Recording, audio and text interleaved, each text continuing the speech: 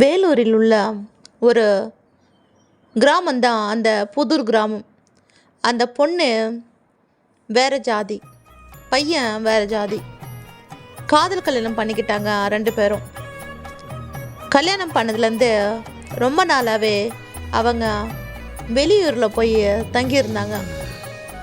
சரியாக 1 வருஷம் ஆயிடுச்சு. குழந்தை பிறக்கும் போது வீட்டுக்கு போயிடலாம் அப்படின்னு ஊருக்கு கூப்பிட்டுட்டு வந்துட்டாரு அவங்க வீட்டுக்காரு.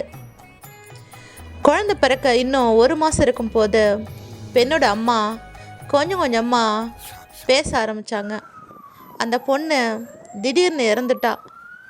அவள் கணவர் வெளியில் போயிருக்கும்போது அவள் மயங்கி கிடக்கிறா.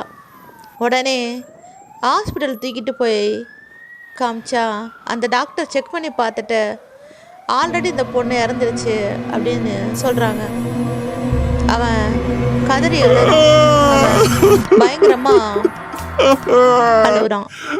அப்போது அவனுக்கு டவுட் வருது அந்த பொண்ணுடைய அம்மா மேலே. இவங்க தான் ஏதோ பண்ணிட்டாங்க அப்படின்னு சொல்லிட்டு பயங்கரமாக கத்த ஆரம்பிக்கிறான். அது பெரிய பிரச்சனையாக ஆகுது. அப்போது அந்த பொண்ணை போஸ்ட்மார்ட்டம் பண்ண இவன் அந்த பொண்ணுடைய அம்மா கிட்ட சண்டை போடுறான். அது எல்லாரும் வந்து பார்த்துட்டு சமாதானப்படுத்துகிறாங்க. போலீஸ் கேஸ் ஆகுது. ஆனாலும் அந்த அம்மா நான் எதுவும் பண்ணலை, நான் என்ன பண்ணேன், என் பொண்ணுக்கு நானே எதனா பண்ணுவேனா அப்படின்ற மாதிரி சொல்கிறாங்க.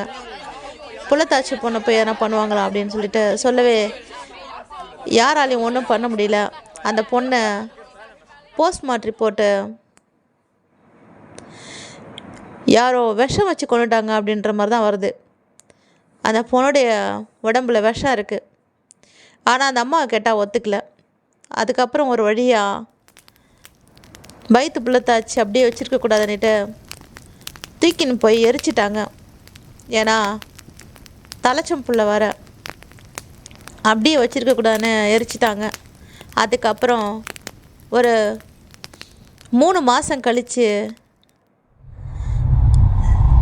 குறி சொல்கிறவங்களை கூப்பிட்டு வந்து குறி கேட்குறாங்க.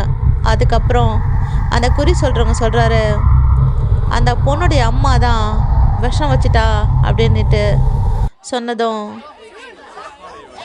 ஊர் ஜனம் ஃபுல்லாக மறந்து போகிறாங்க. அந்த சாமியார் வந்து சொல்லலை. அந்த சாமியார் மேலே அந்த இறந்த பொண்ணு வந்து இறங்கி அவள் தான் வந்து சொல்கிறா, என்ன எங்கள் அம்மா தான் வந்து கொண்டுட்டாங்க, வயிற்று புள்ளத்தாச்சின்னு கூட பார்க்காம என்னை விஷம் வச்சு சாவடிச்சிட்டாங்க, அவங்கள நான் ரொம்ப நம்பினேன், எனக்கு நம்பிக்கை துரோகம் பண்ணிட்டாங்க, என் வாழ்க்கையை அழிச்சிட்டாங்க அப்படின்னு சொல்லிட்டு அந்த பொண்ணு அழுகுறா. இதெல்லாம் பார்த்த ஊர் ஜனம் பயங்கரமாக கண்கலங்கி அழுகுறாங்க. அதுக்கப்புறம் ஊர் பெரியவங்கெல்லாம் அந்த பொண்ணுடைய புருஷன்கிட்ட கேட்குறாங்க என்னாச்சு அப்படின்ட்டு.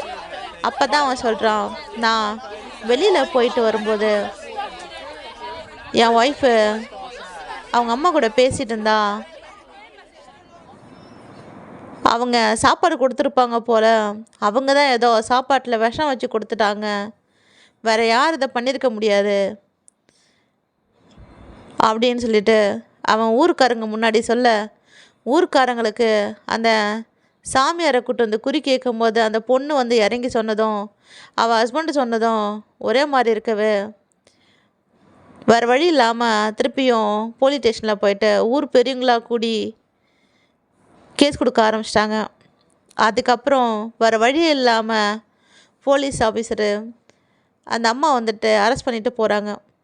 அதுக்கப்புறம் அவங்கள எவ்வளவோ கேட்டும் அவங்க இல்லை, நான் கிடையாது, நான் பண்ணலை அப்படின்னு சொல்லிட்டு ஏமாற்றிட்டு இருந்தாங்க. அதுக்கப்புறம் கேஸ் பயங்கரமாக தீவிரமாயிட்டு எல்லோரும் ஊர் மக்களை ப்ரெஷர் பண்ணுறதுனால அது சிபிஐக்கு மாறுது.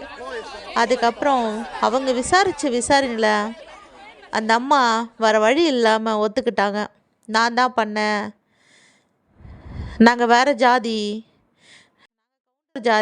அந்த பையன் எங்களை தலை குனிய வச்சுட்டா, எங்களுக்கு பயங்கர அவமானமாக போயிடுச்சு, கேவலமாக போயிடுச்சு, எங்களை வெளியில் தலை காட்டாமல் பண்ணிட்டா, அவன் எப்படி சந்தோஷமாக இருக்கலாம்,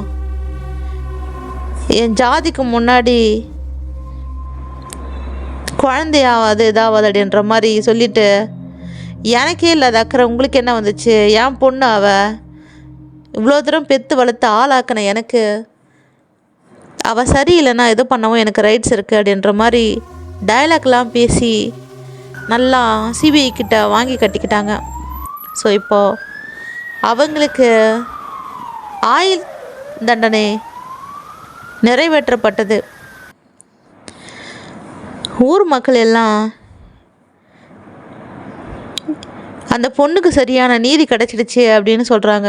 ஆனால் அந்த பொண்ணை என்னைக்கு எரிச்சாங்களோ அன்னிலேருந்து ஊருக்குள்ளே பயங்கரமாக அந்த பொண்ணு வாழ்ந்த வீட்டை சுற்றியும் அந்த பொண்ணுடைய அம்மா வீட்டை சுற்றியும் அந்த ஊரே வந்துட்டு சுற்றி சுற்றி வரா. ஏன்னா எப்பெல்லாம் வந்துட்டு அவள் வராளோ அப்போல்லாம் நாய்ங்க ஒரு 10-15 நாயாக சேர்ந்து பயங்கரமாக குலைக்கும். அந்த பொண்ணு வீட்டுக்கு பக்கத்து வீட்டுக்காரங்களுக்கு பயங்கரமாக பயம் வருது. ஊரில் இருக்க எல்லாரும் வந்துட்டு போனா நாங்கள் பார்த்தோம் அப்படி இப்படின்னு சொல்லிட்டு பேசிக்கிறாங்க. ஆனால் இந்த பக்கத்து வீட்டுக்காரங்க வீட்டில் சிசிடிவி கேமரா இருக்கிறதுனால நைட்டு ஒரு 12 மணி இருக்கும், வெளியே போயிட்டு பார்த்தா நாய் பயங்கரமாக குலைக்குது. அந்த டைமில் வெளியே பயந்துட்டு அவங்க வீட்டுக்குள்ளே இருந்தே சிசிடிவி கேமராவில் பார்க்குறாங்க. நாய் எல்லாம் எந்த பக்கம் பார்த்து பயங்கரமாக குலைக்குதோ அந்த பக்கம் ஏதோ ஒரு உருவமே இல்லாத ஒரு உருவம் வெறும் இருட்டாக இருக்குது. ஆனால் அது உருவமே இல்லைனாலும் ஆனால் ஒரு உருவம் மாதிரி நகர்ற மாதிரி இருக்குது. அது எந்த பக்கம் நகருதோ அந்த பக்கம் நாய் ஜல்லுன்னு குலைக்க ஆரம்பிக்குது. ஊரில் இருக்கிற அத்தனை நாயை ஜல்லுன்னு குளிச்சா எப்படி ஒரு பீதி கிளம்பும் அந்த மாதிரி இருந்துச்சு. அவங்களுக்கு ஒருத்தவங்க பார்த்தா பரவாயில்ல, அவங்க குடும்பத்தில் இருக்கிறவங்க அத்தனை பேரும் பார்த்ததுனால பயத்தெல்லாம் வெளியில் காட்டிக்காம வெளியே போயிருந்தா என்ன ஆயிருக்கும் அப்படின்ற மாதிரி அவங்களுக்கு உள்ளுக்குள்ள பயம். இதை யாரும் நம்ப மாட்டாங்கன்னெலாம் சொல்ல முடியாது. ஏன்னா ஒவ்வொருத்தங்களும் அந்த ஊரில் இருக்கவங்க எல்லாரும் ஃபீல் பண்ண சம்பவம் இது. இப்படி அந்த பொண்ணுடைய அம்மா வீட்டில் சுற்றி நாய்ங்க பயங்கரமாக குறைச்சிக்கிட்டே இருக்கும். அவளுடைய ஆவி இன்னும் அடங்கவே இல்லை. அவங்க அம்மா என்னைக்கு தண்டனை முடிச்சு வராங்களோ அன்னைக்கு தான் அவங்களுக்கு பயங்கரமான விடியல் காத்துட்ருக்கு. இந்த கதை வேலூரில் உள்ள புதூர் கிராமத்தில் நடந்தது. இது ஒரு உண்மை சம்பவம். இந்த கதையை என்னோடய சப்ஸ்கிரைபரான கோமதி சிஸ்டர் தான் எனக்கு இன்ஸ்டாவில் இந்த கதையை நீங்கள் பேசணும், இந்த கதையை நீங்கள் சொல்லணும்னு சொல்லிட்டு அனுப்பிச்சாங்க. இது ஒரு உண்மை சம்பவம். இந்த மாதிரி உண்மையான சம்பவம் உங்கள் ஏரியாவில் எங்கேயாச்சும் நடந்தால் எனக்கு மறக்காமல் சொல்லுங்கள். என்னுடைய சேனல் நிழல் கதைகள் இன்ஸ்டாவில் யூடியூப்லேயும் ரெண்டுத்துலேயுமே நிழல் கதைகள் அப்படின்ற பெயரில் தான் இருக்கும். இங்கே கமெண்ட்ஸில் சொன்னாலும் சொல்லுங்கள் யூடியூப்பில், அப்படி இல்லைன்னா நிழல் கதைகள் சேனல் சொல்லிவிட்டு இன்ஸ்டாவிலே இருக்கும். அதில் போயிட்டு நீங்கள் டைப் பண்ண முடிஞ்சால் டைப் பண்ணி அனுப்புங்க. அப்படி இல்லைன்னா வாய்ஸ் ரெக்கார்டு கூட போடுங்க. நீங்கள் சொல்கிற அந்த கதை பெஸ்ட்டாக இருந்துச்சுன்னா நான் வீடியோவை மேக் பண்ணி போடுவேன் உங்கள் பேரோட. என்னோடய சேனல் பிடிச்சிருந்துச்சுன்னா சப்ஸ்கிரைப் பண்ணிவிட்டு நான் போடுற ஒவ்வொரு வீடியோ உங்களுக்கு வர மாதிரி பார்த்துக்கோங்க.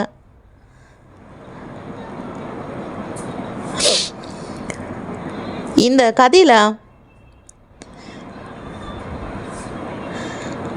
நீங்கள் ஒரு ட்விஸ்ட் இருக்குது, கண்டுபிடிச்சி சொல்லுங்கள். கண்டுபிடிக்கிறீங்களா பார்க்கலாம் அது என்ன ட்விஸ்ட்டுன்னு.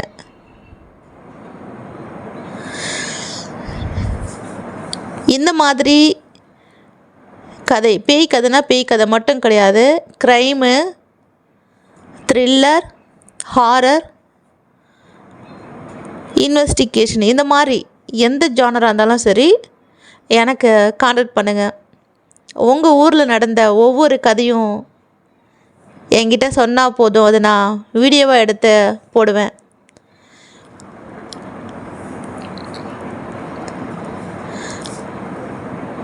Friends, happy Sunday.